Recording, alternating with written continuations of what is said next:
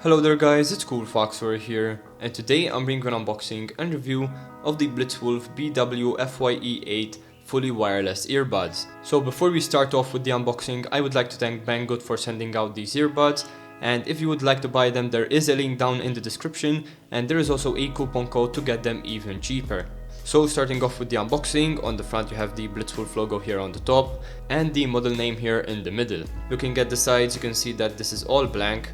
But on the back, you have a bit more information, such as the Bluetooth version, which is 5.0, the battery capacity, which is of 500 mAh for the charging case and 40 mAh inside of the earbud. So this will be plenty for obviously the amount of use and the amount of output power that these earbuds have.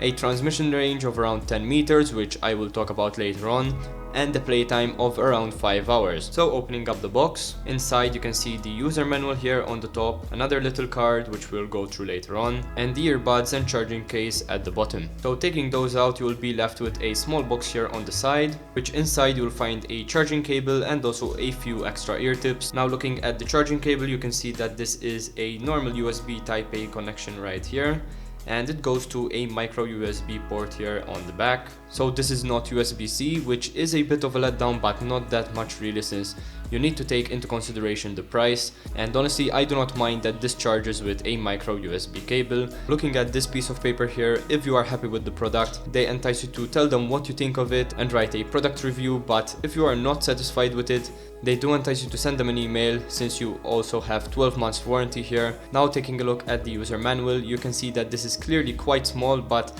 there are still a lot of pages inside with very fine text. So if you do have any problems, I would recommend that you check this out. And basically there is everything written here on the operations here, for example, and there are also a few things such as how to operate the charging case, which isn't really that difficult, and I will go through this later on in the video as well. But if you have any problems, I would suggest looking at this, and there are also multiple languages, so you do not have any problems with the user manual. So now taking a look at the charging case here, you can see that this is actually quite cylindrical, and here on the front you have 4 LEDs to display the battery, and also the Blitzwolf logo quite prominent on the front as well. This is fully made out of plastic, so there are no metal parts, although this silver part right here is pretty cool to the touch, so it does kind of feel like a metal. But apart from that, you have a glossy black lid, which when opened will display the battery here at the bottom, and you will see the charging pins inside and where to put in the earbuds. So the case itself is quite self-explanatory and there are no problems with it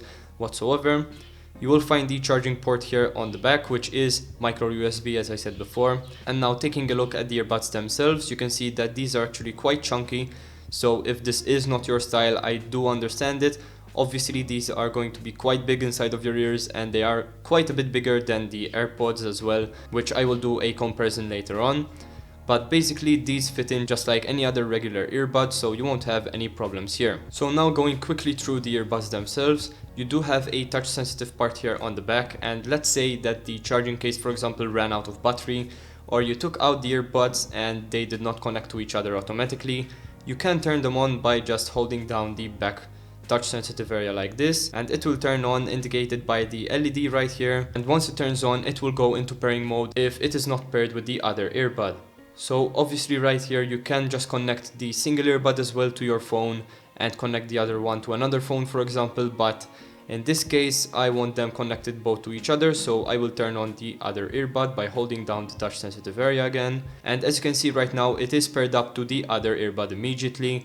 So here you can go into pair a new device, and as you can see, the left earbud is being found. So like this, you have connected to both, as you can see right here. And as you can see, the LED actually turns off once they are connected to your phone. Now if I want to put them back into the charging case, all I need to do is open up the case, grab the earbud, put them back in their respective order, close down the lid, and they will disconnect automatically from my phone, since they have just turned off and started charging inside of the case if they do need a charge. And in fact you also have the LEDs here showing that they are both inside and that they are both charging, and once they are fully charged the LED will turn off by itself. And this is how they look inside of my ears, for example, so you can see that they are quite big. So obviously this is going to be all up to personal preference. So comparing them to the fake AirPods here on the right, which I have reviewed on this channel before. You can find it inside of the info card here at the top. You can see that the case here is actually quite a bit larger, so it will not fit inside of your small pocket, for example, of your jeans, which here the AirPods do fit with relative ease, and I do find it quite good that you can store them in such a small space. And also comparing them here to the AirPods Pro replica, which I also have review on this channel of, you can watch this also in the info card here at the top. You can see that the Blitzwolf case here is quite a bit larger as well. So while the AirPods Pro case here, for example, does fit as well inside of the small pocket of the jeans, this one right here will not fit at all. And you will have to find either a small compartment in your bag, for example, or put it inside of your pocket, which can be a bit cumbersome since it is quite large and wide. But other than that, I do not have any problems with the case itself. So as for range, these have really exceeded my expectations. I did get around 55 feet away from my phone, which is around 16 meters, which is really good for the price that you're paying. So overall, I am very impressed with the connection range. Now as for the overall sound quality, I would say that these are pretty good. The mids and highs are very good, and the low end is slightly lacking, but you can obviously arrange this with any EQ preset that you put on your phone, so there's not much of a problem right there. But other than that, the only problem that I found is that when changing the volume rapidly on your phone, they start to glitch out, and I will try to replicate this as best as possible. Power on. Connected. So basically, as you could see right there, they just lost connection sometimes, and obviously overall this will not happen in a real case scenario since you would not be doing that to the volume slider of your phone. But other than that, you can still see that it has a very minor problem, but it can sometimes happen even when you are not going crazy on the slider. So sometimes you can hear a bit of crackling, for example, but this is overall quite normal for most of these cheap earbuds, so I would not really consider that as a major con, but you still should think about it if you want to buy these earbuds. Apart from that, the touch sensitive area here is basically very easy to operate. So if you tap once on either earbud, it will pause or play the media. If you double tap on the right earbud, it will go to the next track. And if you double tap on the left earbud, it will go to the track before it. And if you triple tap the left earbud, it will open up Google Assistant. Then you can also tap once to answer a call and tap twice to reject a call. So overall, I would say that these are a definite buy if you're going after range. And if you're going after sound quality, these are pretty good too, although you can get very similar earbuds with the same sound quality, since most of these cheaper ones sound pretty much the same as each other. But with these, you will get very good highs and mids, and you will get pretty good lows as well. And you can always change the EQ on your phone settings, so if you are not content with the sound quality, you can always try and improve it.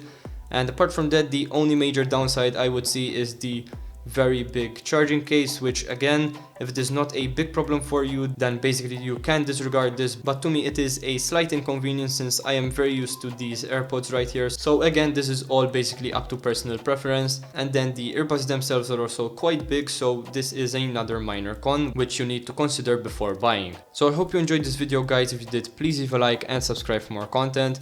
This was CoolFox, and I'm out. Peace.